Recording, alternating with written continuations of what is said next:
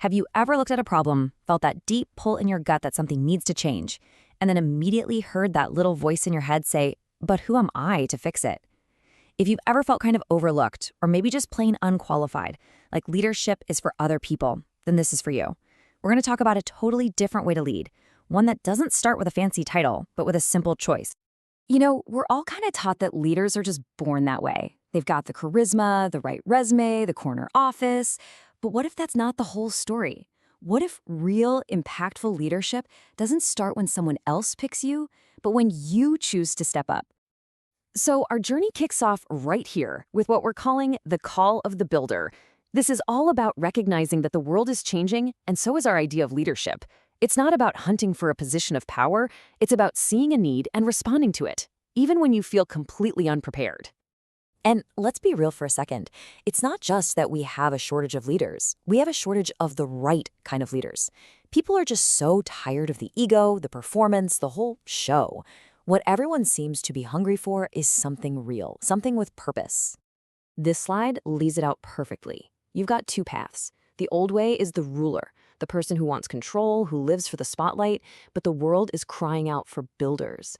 These are the people who operate from a totally different playbook. They're not waiting for a stage, they see a problem, they take responsibility, and they just begin. Okay, to really bring this to life, we're going to look at an incredible ancient story, the ultimate example of a builder. His name was Nehemiah, and his job? He was the king's cupbearer. His whole job was to taste the king's wine to make sure it wasn't poisoned. That's it. He had zero political power, no construction experience. He was just a regular guy. But when he heard the walls of his hometown were destroyed, something inside him just broke. And this, right here, is the absolute key. Nehemiah's journey didn't start because he felt strong or confident. It started from a place of surrender, from empathy. It began with a broken heart for his people. And that feeling, that burden, became his mission. So, if leadership really does start with a choice, that choice has to be built on something solid, right? Which brings us to our next step, building your inner foundation. Because before you can build anything out there in the world, you have to build yourself up first. You can't lead anyone else if you don't know how to lead yourself. And that always, always starts with your core values. Seriously, think of them like your own personal moral compass.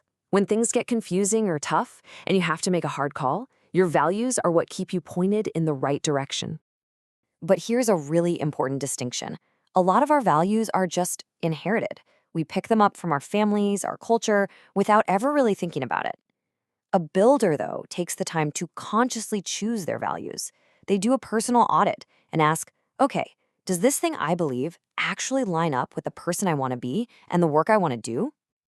So how do you actually do that? Well, we've got this fantastic tool, the Value Framework. It's really just a series of powerful questions to get you thinking about what truly drives you. It helps you pin down those unshakable beliefs and figure out what gives you energy. It's a super practical way to build that inner foundation we've been talking about. Okay, so you've answered the call, you're working on that inner foundation. And then, bam, you hit it. The biggest, toughest wall of all, the one that's inside your own head, the inner critic. Let's just get this out in the open. Feeling unqualified is totally normal. Every single builder wrestles with self-doubt. The secret isn't to wait for that feeling to magically disappear. The secret is to change the starting line. Leadership doesn't begin when you finally feel ready. It begins the moment you feel responsible enough to act anyway. And the tool for pushing past that I'm not qualified feeling, it's what the famous psychologist Carol Dweck calls a growth mindset.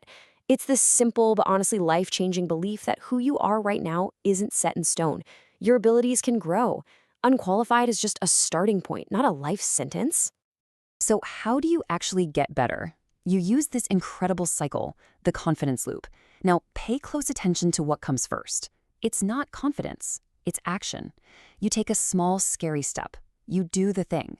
Through that action, you build confidence. As your confidence grows, you build real, earned confidence. And that confidence gives you the courage to take the next, even bigger step.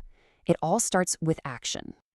And listen, in those early days when your own confidence is, let's say, under construction, it's okay to lean on other people. This quote says it all. Find a mentor, a friend, a coach, someone who believes in you, and borrow their confidence. See yourself through their eyes for a while, until you're ready to see it for yourself. All right, you've answered the call, you've shored up your inner foundation, and you're learning to act in spite of the doubt. The final piece of the puzzle is creating the blueprint that's going to guide the whole project, your vision. This metaphor is just perfect. You know, a vague idea, a little daydream, that's a vision written in sand. The second a real challenge hits, poof, it's gone. But a truly authentic vision, that's carved in stone. It's built on your core values, and it is solid enough to withstand any storm that comes your way.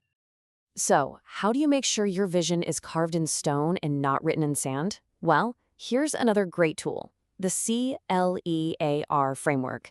It's a checklist to make sure your vision is compelling, long-term, evolving, aligned with your values, and realistic. If you can tick all these boxes, you know you've got something that will last. And this brings everything right back home, to you. Nehemiah's wall was literal. It was made of stone and mortar. But your wall, it might look different. Maybe it's a broken system in your community, a toxic culture at your job, or maybe, just maybe, it's finding the courage to finally let your own voice be heard. The real question is, what is the wall that's right in front of you? And that really is the heart of this entire journey. You do not need to wait for a title. You don't need permission. And you definitely don't need to wait until you feel 100% qualified, because you probably never will. The only thing you truly need is to make a choice. Leadership is a choice to see, a choice to care, and a choice to begin. So, what will you choose?